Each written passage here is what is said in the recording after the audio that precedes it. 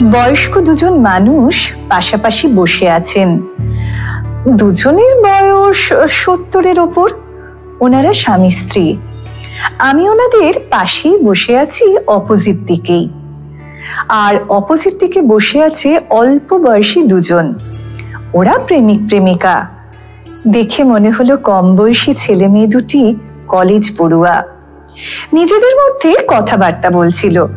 কোনো একটা special day ছিল ওদের। কি ছিল সেটা আমি জানি না, তবে ওদের কথা শুনে যা বুঝলাম, খুব ইচ্ছে ছিল দুজনের একসাথে বেরোবে। মেয়েটিকে বাড়ি থেকে বেরোতে দেয়নি, সে কথাই বলছিল ছেলেটিকে। ছেলেটি শুনে বলল, তাতে কি হয়েছে, কাল হয়নি তো আজ দেখা হলো। মেয়েটি বিষণ্ণ সুরে বলল, কালকের দিনটা আর আজকের দিনটা, দুটো দিন কি এক হলো? নিজেরই খারাপ লাগছে। কাল বাড়িতে বাবা ছিল, বাবা না থাকলে মাকে না বলে ঠিক ম্যানেজ করে বেরোতে পারতাম। দূর, মনটা বড্ড খারাপ হয়ে গেল। মন খারাপ করিস না, আমারও কি খারাপ লাগেনি? ছেলেটা বলল। তবেও তো আমি নিজেকে ঠিক করে নিয়েছি।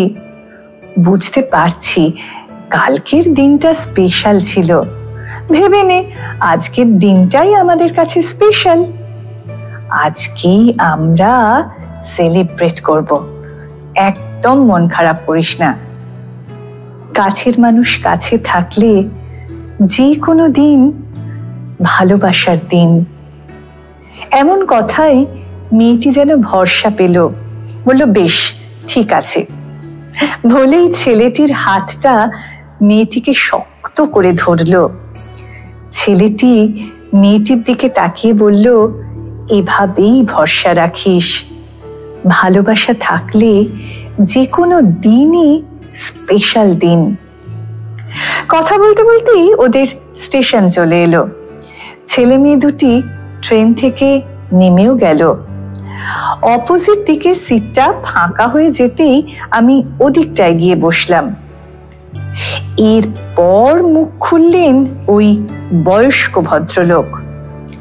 ওনার স্ত্রীকে উদ্দেশ্য করে মুচকি হেসে বললেন, কি কিছু মনে পড়লো চন্দনা? সেম গল্প আমাদেরও ছিল কিন্তু। মনে আছে, তুমি কিছুতেই দেখা করতে চাইতে না, আর আমি দেখা করার কথা বললেই তুমি বলতে, বাবা যদি জানতে পারে আর রক্ষে থাকবে না। ভদ্রলোকের স্ত্রী মানে চন্দনা দেবী একটু লাজুক প্রকৃতির। নরম সুরে বলল, আরে কি হচ্ছেটা কি? লোকজন আছে তো, তোমার কি একটু লজ্জা শরম লাগে না?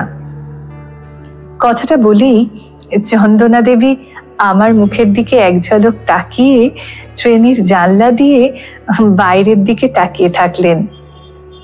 ভদ্রলোক হাসলেন, তারপর আমার দিকে তাকিয়েই বলতে থাকলেন, আমি কি চুরি ডাকাতি করেছি যে শরম লাগবে? ভালোবাসার কথা বলছি। আচ্ছা আচ্ছা, তুমি বলো তো, এতে আমার দোষটা কোথায়? এতে লজ্জা শরমের বা কি আছে? আমিও হাসছি তখন, বললাম, না না, দোষ নেই, কোনো দোষ নেই। ভালোবাসার কথায় আবার দোষ কি? চন্দনা শুনলেন কথাটা। কি বললো? ভালোবাসার কথা বললে কোথাও দোষ নেই? স্বর্গ, মর্ত, পাতাল সব জায়গাতেই তো ভালোবাসার কথা চলে, তা বলে এত চিৎকার করে বলতে হবে? আমি শুনে বললাম, কাকিমা আসলে একটু লজ্জা পেয়েছে তাই বলছে, তার মানে এই নয় যে কাকিমাও এ সমস্ত কথা অপছন্দ করেন।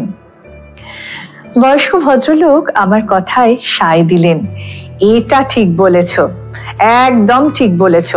তোমার কাকিমা একটু লাজুক, আমাদেরও প্রেম করে বিয়ে।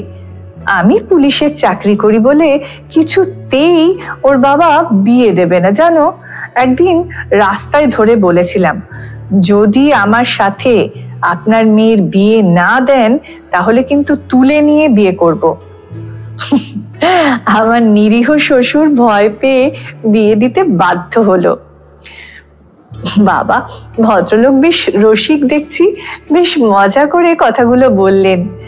কথার প্রত্যুত্তরে চন্দনা দেবী বললেন, তুমি চুপ করো তো, পুলিশ না ঘোড়ার ডিম, সারা জীবন অম্বিতম্বি করে কাটিয়ে দিলে না নাকি আবার পুলিশ। জানো, এমন লোক আমার বাপের বাড়িতে যেতে দিত না, বলতো তুমি চলে গেলে আমার অসুবিধে হবে। পোস্টিং এর চাকরি ছিল, যখন যেখানে থেকেছে আমাকে নিয়েই থেকেছে, কোথাও যেতে দেবে না। কথাগুলো শুনে বেশ ভালো লাগছিল।